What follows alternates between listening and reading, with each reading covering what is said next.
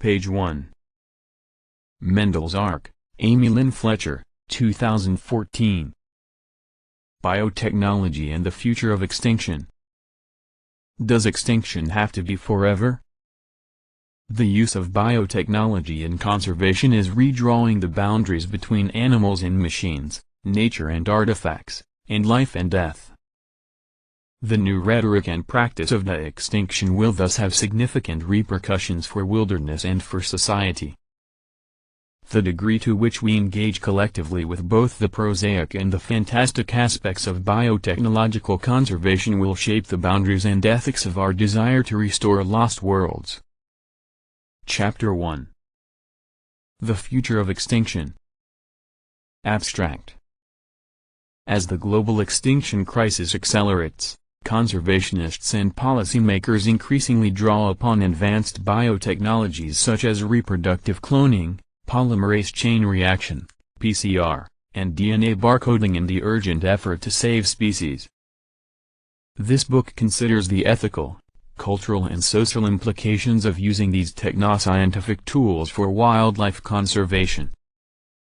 Drawing upon sources ranging from science to mass media to literature, I focus on the stories we tell about extinction and the meanings we ascribe to nature and technology. These narratives, far from being ephemeral to either politics or conservation, embody our fears and dreams about the future of nature and our place within it. Our increasing reliance on biotechnological tools is a matter of practical consequence, but also a platform for constructing a futuristic wilderness repopulated with such wonders as Tasmanian tigers, mammoths and moths. Biotechnology thus shapes the wildernesses we can envision and affects which species are likely to survive and even those which might one day be revived. This chapter begins with the story of the first known marine mammal to vanish in the 21st century, the Yangtze River dolphin, and then introduces the major themes and research questions of this book. The chapter concludes with a preliminary discussion of the emerging discourse of de-extinction. The idea is now hovering before me that man himself can act as creator even in living nature, forming it eventually according to his will. A. Jacques Loeb, Letter to Ernst Mach, February 26, 1890. Pauli 1987. 1.1 Goodbye to the Baiji.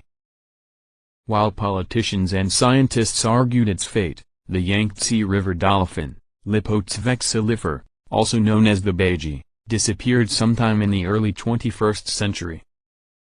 Scientists and conservationists had known for at least 2 decades that the Baiji was critically endangered.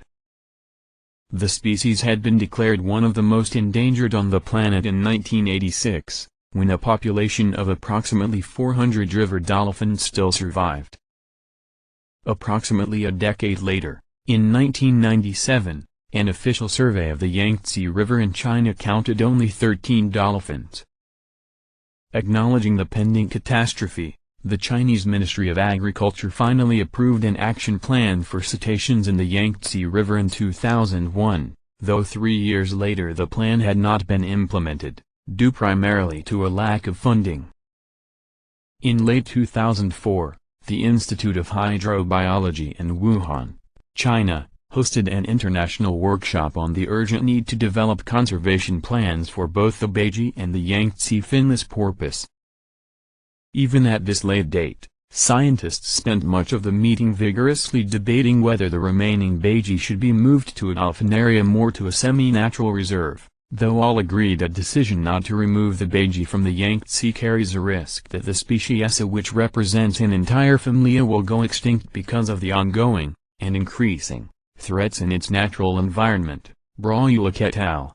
2005.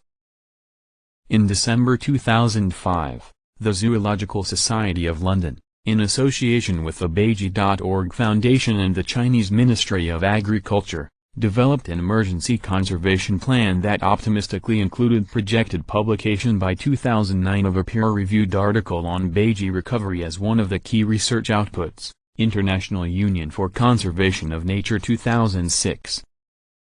Yet in 2006, a major 6-week, Six-nation expedition along the Yangtze River, organized by the Wuhan Institute of Hydrobiology and the Baiji.org Foundation, Switzerland, yielded no sightings, leading scientists and activists to conclude that the Baiji was extinct. Turvey et al.